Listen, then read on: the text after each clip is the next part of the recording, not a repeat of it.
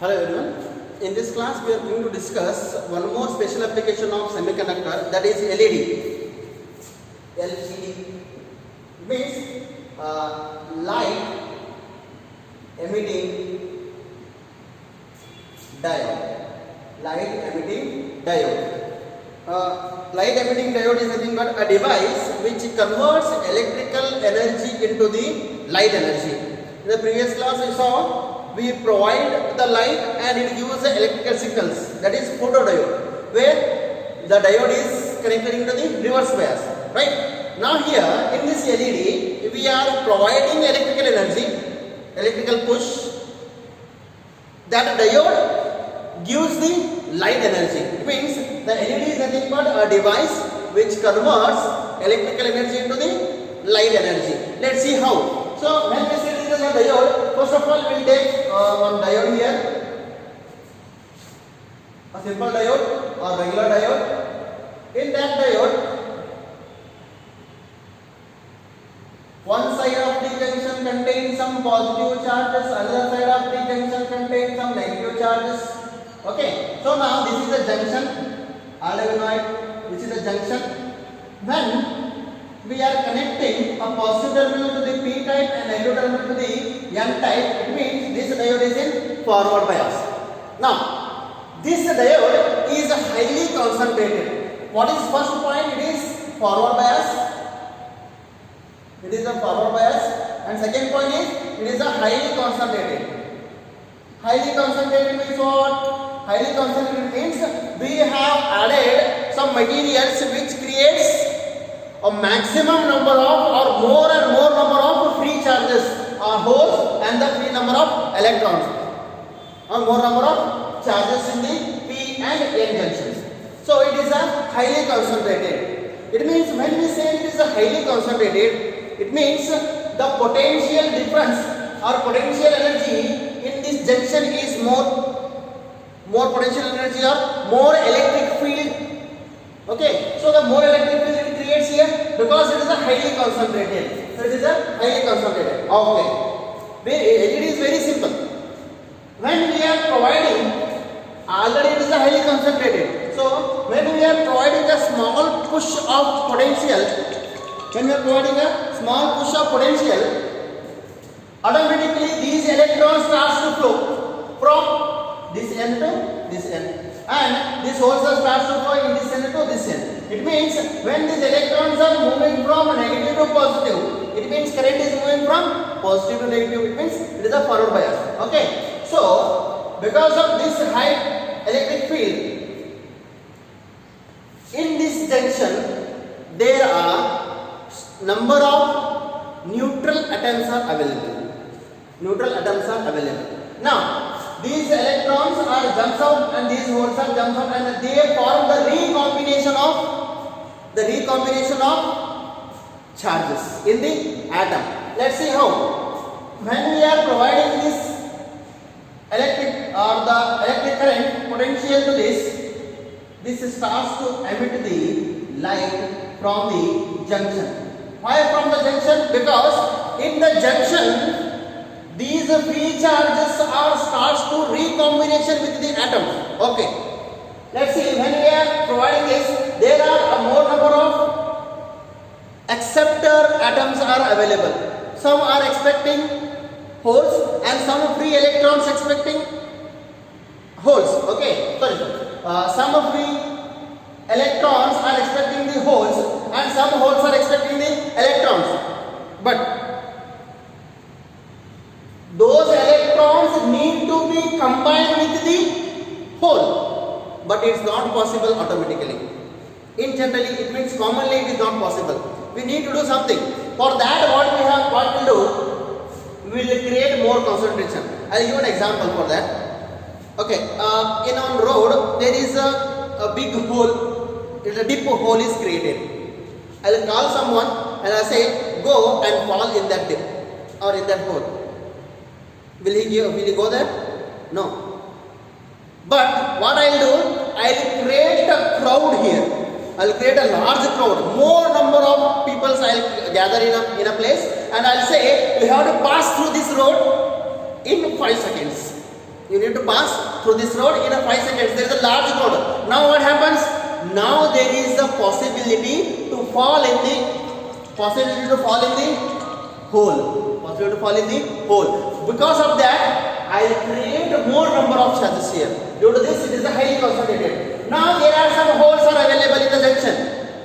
There are some holes are available in the junction. Those electrons, because of the rush, they are falling in the holes. Now those holes are accumulated by the atoms. But let's see in the graph, when they are recombining with the atom or recombining with the hole, those electrons release some energy. Let's see how much that energy. Let's see in this graph. This is the valence band and this is the conduction band. So already we know that the electrons which are in the conduction band has more energy than the valence band. Electrons which are in the conduction band has more energy than the valence band. When they have more energy, then only they have transferred from valence band to conduction band by getting some more energy by some other means. Then only they have transferred from here to here. They have that energy in that electron. It means it has more energy.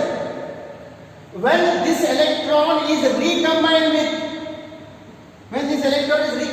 atom, it starts its regular duty. What is that? To revolving around the nucleus. It starts its normal duty. But to revolving around the nucleus, it needs some less energy than the conduction band. Already it has some more energy. So what I will do, I will transfer this electron into conduction band to valence band. Whatever the extra energy it has, it gives back. Now that energy is equal to the forbidden energy gap. This energy. In that class, to cross this forbidden energy gap, I need the energy equals to the forbidden energy. So if I have the energy of forbidden energy, I can transfer from valence band to conduction band. So when I want to come back from conduction band to valence band, I need to give back that much of energy to the forbidden energy gap. It means I am releasing that energy. I gain whatever that my original energy I have to revolving around the nucleus. I will retain it, or I will save that much of energy and starts my normal duty. Whatever the extra energy it has, it released in the form of light. That extra energy what that electron has, it releases when it is transferring from conduction band to valence band. It means it is recombining with the atom. In photodiode, we have removed one electron from the normal duty to the conduction. Understand? In the LED, we are recombining that free electron into that hole. Now, during this recombination, whatever the extra energy this electron has, that energy is released in the form of light. That operation takes place in this junction. Okay, when in this junction that electron is recombined with the hole, it releases some energy. That energy is in the form of light. Like this, it exhibits the light in the junction. However, the more number of charges are recombining with the atom, that much of energy we can expect, and that much of how much energy it releases, that intensity of light increases. Continuously. Okay, then how much energy it is? That energy is nothing but Eg is equals to h shift. Now whatever that energy releases, that energy is nothing but forbidden energy. That forbidden energy is equals to the h nu. Okay. Now, what is the frequency of that intensity of light or that light? That is nu is equals to E by h. This is the frequency of that light. It where that Eg is nothing but forbidden energy gap. That is equals to the energy released by the electron during the recombination. during the recombination. When they are combined with that, those electrons are moving in this way. It means, moving in this way. When these electrons are moving in this direction, means current is flowing positive to negative, opposite to the flow of electrons. So this is the frequency. Okay. Now, how much is the forward energy gap here? For getting this light, that light should be visible. That light should be visible. We can see those LEDs which are connected in the decoratives, or those LEDs are connected in some electrical circuits. Those lights are visible. Okay. So when this light is visible, when that Eg is greater than or equals to 2.4 electron volt. When the forward energy gap is more than 2.4 electron volt, it means whatever the material we are using to create this PN junction, that material has forward energy gap more than or equals to 2.4 electron volt. Then only the light produced in this junction is visible. Okay. Can we use silicon or germanium? Can we use silicon or germanium? No. Because the forward energy gap is very much less than 2.4 electron volt in the silicon or germanium, less than 1.5. That is why whatever, if we use this silicon or germanium, it also having recombination of electron. It also produces some light energy. That energy is in the form of electromagnetic waves. Every light or every radiation is electromagnetic waves. Okay. This electromagnetic wave is invisible. Okay. So what are the invisible waves? IR, infrared light, or radio waves. Like this, such lights are produced when the forward energy gap is less than 2.4 electron volt. When it is less than 2.4 electron volt, invisible radiations are produced. Okay. To get the visible light, we need to more than 2.4 electron volt forward energy gap material. Okay. So in that color combinations, blue color is having a high frequency. When we want to get high frequency, we need more energy gap. Let's see the combination of the material. We have gallium, phosphorus and arsenic. This combination of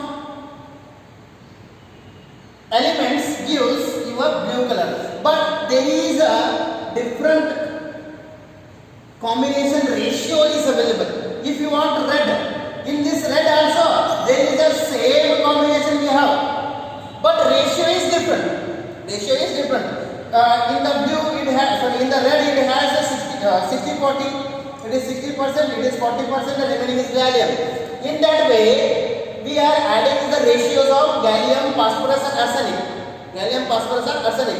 So if you want IR, if you have only combination of gallium and arsenic, that is enough. No need of phosphorus. That is infrared. When it is combination is less than 2.4 electron volt of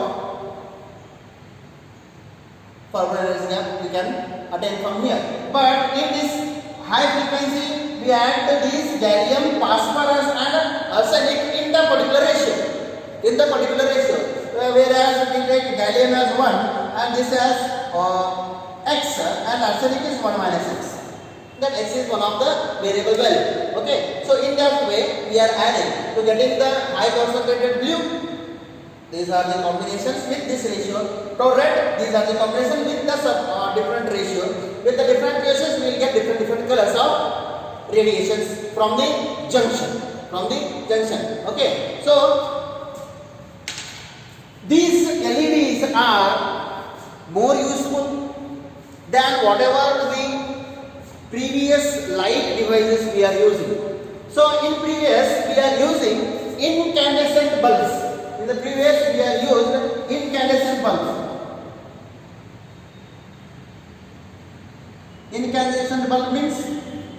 Surya bulb, Usha bulb, we have the electrical bulb, Gola. Okay. What happens in that bulb, in the incandescent bulb, we are heating one filament. Due to that heat, there is a gas available in that radiates the light spontaneously. Okay. But it needs more energy. It consumes more energy. Okay. Almost the 40% of energy it loses. There are high loss of energy, and most of the energy is lost in the form of heat. Okay, and it has no much reliability. It means if you have disturbed little bit to that bulb, that filament has more possibility to break up. When it is break, it means it is no use. It means it has no more life. Life is very less in incandescent bulb. Now after that we have discovered electric tube light. In that tube light, there is a gas filled. A phosphorus powder is coated in that bulb. When the electric charges are flowing through it, it reflects the light. Okay, so that creates more efficient than incandescent bulb, but less efficient than LED. Okay, now what is the specialty of LED? First thing, it is it consumes less space. It means it is having a very tiny spaces. It can be set up in the very tiny spaces. Okay, it means less in the size, and they are more reliable. How we can say it is more reliable? Because it uses a less voltage. Whatever the operation is happening here, already it is a highly concentrated. We need to give a small push. When what happens? Those electrons start to recombine with the holes, and holes start to recombining with the electrons. Because of this, we can emit the light energy. It releases the light energy. It means we need a very small current. But for incandescent bulb and tube light, it needs continuous current. LED is work on the DC current. It means it is not switching off and switching on. Switching off and switching on. It means it no need of a revocable energy, or it no need of warm up time. In the bulb, if you say bulb is working on the AC, it means that bulb is continuously operating on and off. In 1 second, 50 times it is switch off and switch on. That electric bulb is switch off and switch on. For our eyes, we cannot see that off and on. But when it is working on the AC, it is 50 times off and on. But LED is working on the DC current, it is continuously operating. It is continuously operating. It means it is continuously on the on mode only. It means it no need of warm up time. Because of this continuous, it is a fast action can be expected. Fast action. In the previous photodiode, I said that counting machine we have.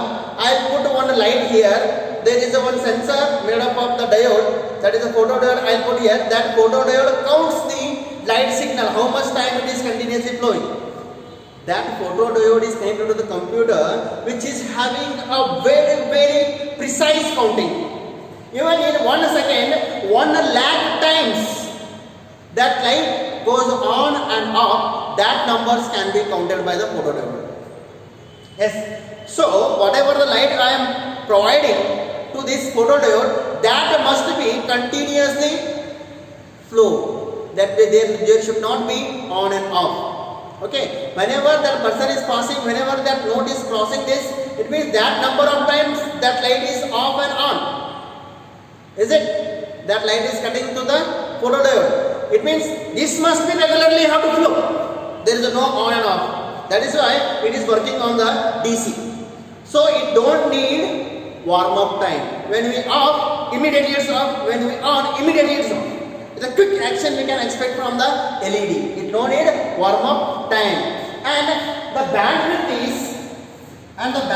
is very less or very small. Like 100 to 500 angstrom. 100 to 500 angstrom. In this region, in this 100 to 500 angstrom, we cannot expect the colored light. We can take it as a monochrome. We can take it as a monochrome light. Monochrome light we can expect. So it has a very small bandwidth. Very small bandwidth. Okay. Now it is have a very long life. It having very long life and rugged. Rugged means if that incandescent bulb we have, just if you disturb it, there is a possibility of breaking in the filament. But these LED can be used in rough ways. Whatever you can rub it, you can fix it, you can throw it, whatever you can do, those bulbs are not going to be damaged, and they have a very long life. When we are connecting those bulbs to the AC, in between these bulbs and the AC circuit there is a rectifier. That rectifier may be damaged, but those bulbs will never. Okay, it means they have a very long life, and their cost also very less. In the shop, if you want to purchase one LED bulb, you need to pay only 2 or 3 rupees nowadays. 2 or 3 rupees we can get. Okay, how that shape actually? So here, in the top we have one resin or one plastic. We have plastic cap we have fixed, and one terminal of the diode. One terminal of the diode connects to the positive, and another terminal connects to the negative, which is longer end, that is positive, and which is smaller end, that is negative terminal. And here we have that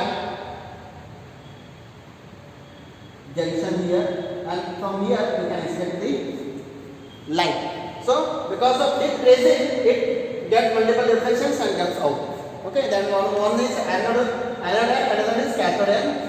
That will be the shape of the LED bulb. In the different types, you can nowadays we are producing a different tiny size of LEDs you can see in the market.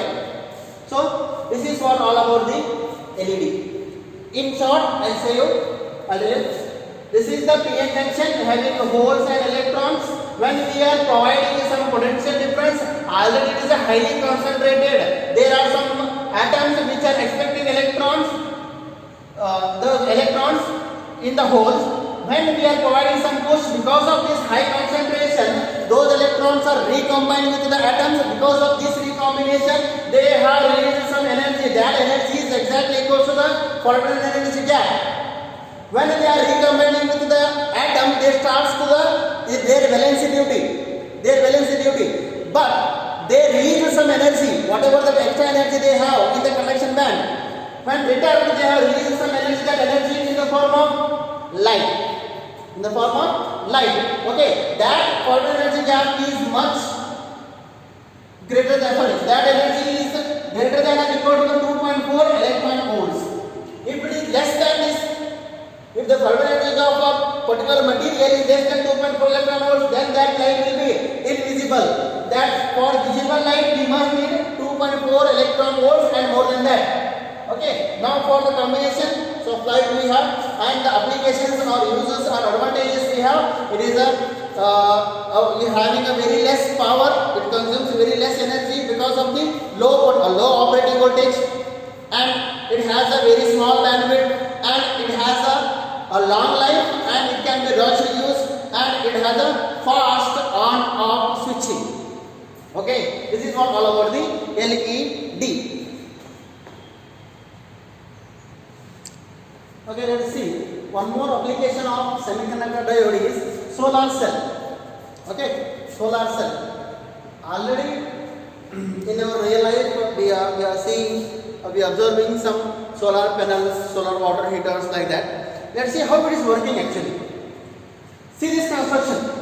In this construction, it is a solar plate where n type of semiconductor material and a p type of semiconductor material has introduced here. Let's see, suppose now this is one complete solar plate or solar panel here. This is solar cell. In this, a n type of semiconductor material is having a very small portion, or it is a very thin. N type of semiconductor material is a very thin. It is wafered or fused with the p type of semiconductor material. Let's see that if I say p type of semiconductor material is 3 micrometer, then that n type is 0.3 micrometer. The size, the width of that layer is 0.3 micrometer, and that p type material is 300 micrometer. It is a very thin. We have fused or we have wafered just one wafer of n type of material on p type is 0.3 micrometer only. Why it is such thin? Because when the light is incident on the solar panel or in this panel, in this surface, that light should pass through the n type and should meet in this p junction, in the junction. This is the junction, I said. This is the junction. It means the area between the p type and n type. This area, this is nothing but the junction. That light should be passed through n and should reach in the junction. That should reach to the junction. For that purpose, we keep this n type of semiconductor material as a very thin layer. Very thin layer. Okay. So let's see the action. What happens here? When that light is incident on the panel that passes through the n type of semiconductor, when it reaches to the junction, in that junction there are again neutral atoms are available. Now these solar light has some photon energy, having some photon energy. Those photons are incident on the neutral atom, So now let's suppose it is a silicon. It is a silicon filament. So in this silicon atom, it is a neutral in the junction. When that light or the photon energy is passed through the n type of material and reaches to the junction, in that junction that now neutral atom, when it is fall on the electron, that photon energy is fall on the electron, that electron get energized. Now when it is got extra energy, that electron is removed from the atom and that electron become free. So now this electron is caused to the conductivity of electric charges. Okay, now this electron creates the energy. That energy is nothing but whatever the energy produced by the solar panel. See, this portion I will draw here. In little bit zoom portion. So this is n type and this is p type and this is junction.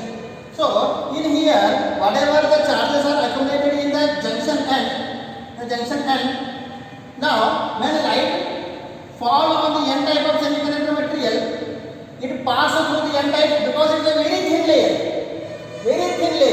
Just like it is not there. In that manner it is very thin. So when the light incident on it, it enters into the junction. In that junction, whatever that neutral atoms are available, because it is no free electron area, no free holes area. It means there are no free charges are available in the junction. When it is hits to the atom, because in this junction there are neutral atoms are only exist. It hits to the atom. That atom contains some electrons in the valency. That electron gets energized and got free. That electron gets energized and become free. Okay. When this electron become free, remaining story you already know. When it is become free, it starts to conduct the electricity. When we are connecting one load here, okay, so those electrons are starts to move through the load, and that load is nothing but maybe one electric bulb we have connected here. That electric bulb starts to go, right? So whatever the electrons are produced here, there is a possibility of recombination to the neutral atom, recombination of this whole atom, because it creates a hole here. It expecting the electron. When that photon hits to the electron, that electron is energized and it become free. But immediately there is a possibility of recombination.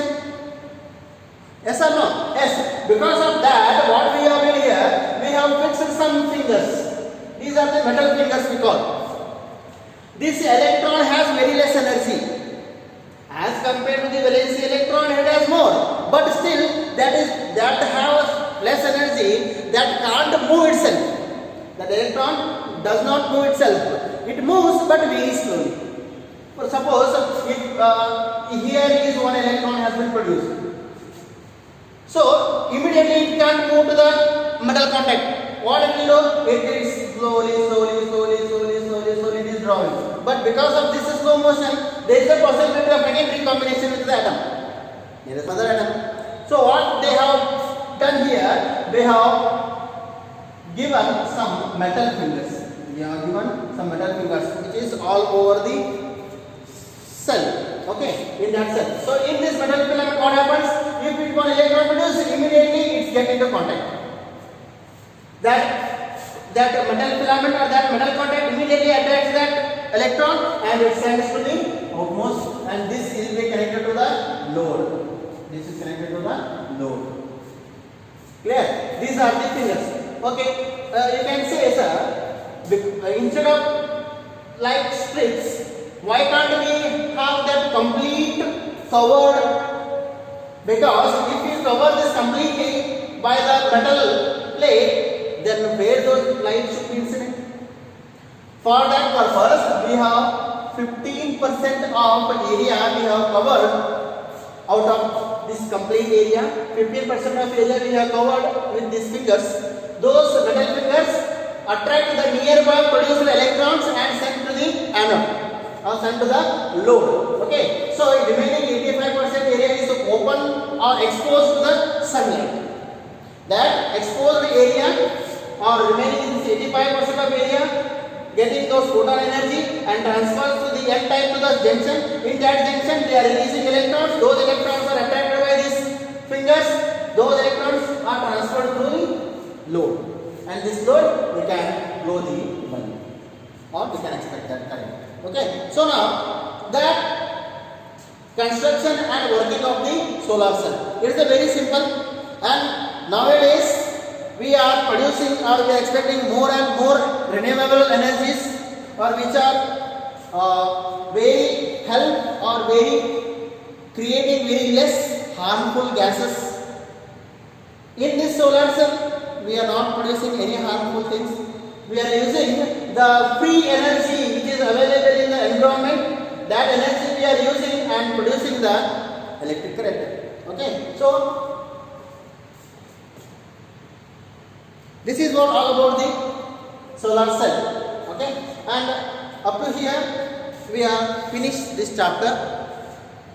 Transistor is there, but for your syllabus, newly updated syllabus for Karnataka PU board, that will be removed, transistor part. So this part is only available here, and this chapter covers 9 marks. This chapter covers 9 marks. Okay, so 5 plus 3 plus 1 mark questions you can expect. Numericals are not there. 5, 3 plus 1 you can questions you can expect here. Okay, so now I want to show you some devices what are we are using in the whole semiconductor chapter. So first thing, so this is what I said you before. This is what you are in the rectifier. We use this device as a transformer. As a transformer, can you see this? This is the transformer. There are the variants of sizes, different sizes we are using. It depends on how much output we require. On that basis, these materials are using. And nowadays we have updated in that transformers we are producing with the using aluminium because of less weight. It has more weight. If it is fixed in the circuit means that circuit becomes heavy. That circuit connects in the device means that device also becomes heavy.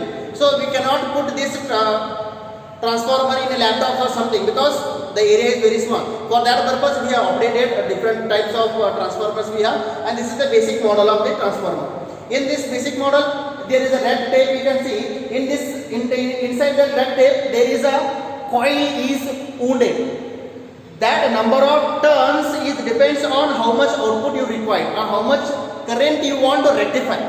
Okay, this is the transformer, and there are some different LEDs you can see.